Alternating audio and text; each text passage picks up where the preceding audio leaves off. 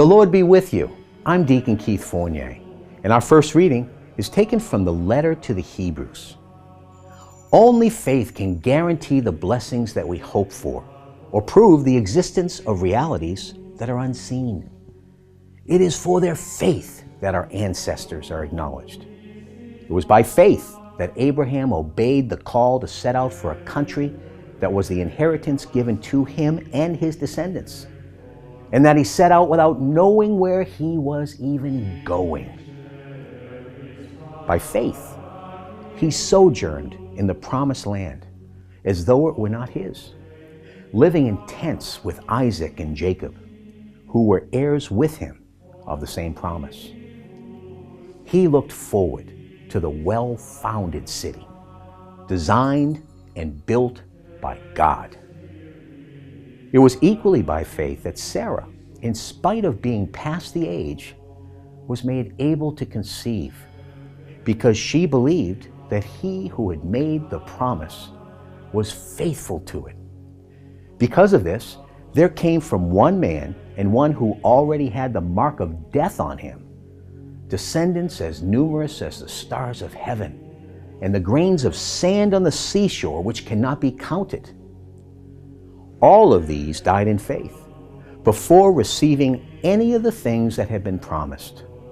But they saw them in the far distance, and they welcomed them, recognizing that they were only strangers and nomads on earth.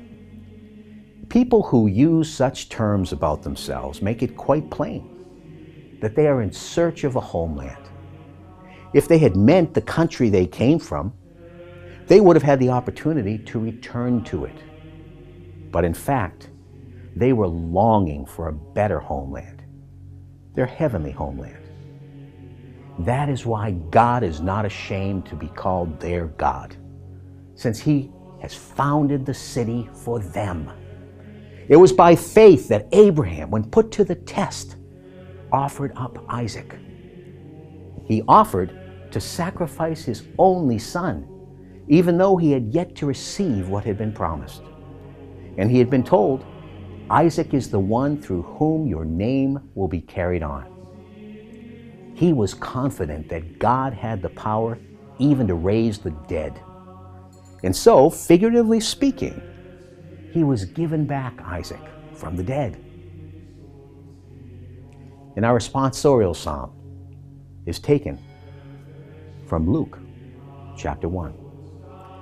And he has established for us a saving power in the house of his servant David, just as he proclaimed by the mouth of his holy prophets from ancient times, that he would save us from our enemies and from the hands of all those who hate us, and show faithful love to our ancestors, and so keep in mind his holy covenant.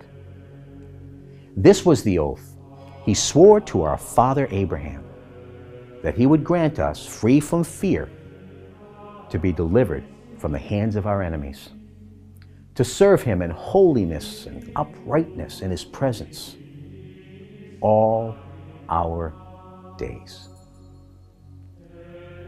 A reading from the Holy Gospel according to St. Mark. With the coming of evening, that same day, Jesus said to them, "Let us cross over to the other side." And leaving the crowd behind, they took him, just as he was in the boat. And there were other boats with him. Then it began to blow a great gale, and the waves were breaking into the boat, so that it was almost swamped.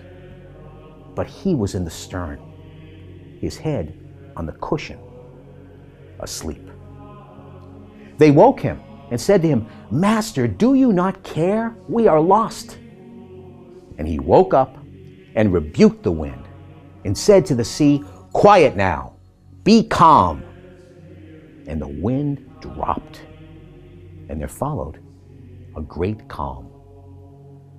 Then he said to them, "Why are you so frightened?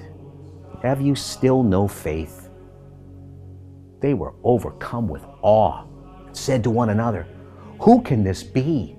Even the wind and sea obey him. The Gospel of the Lord.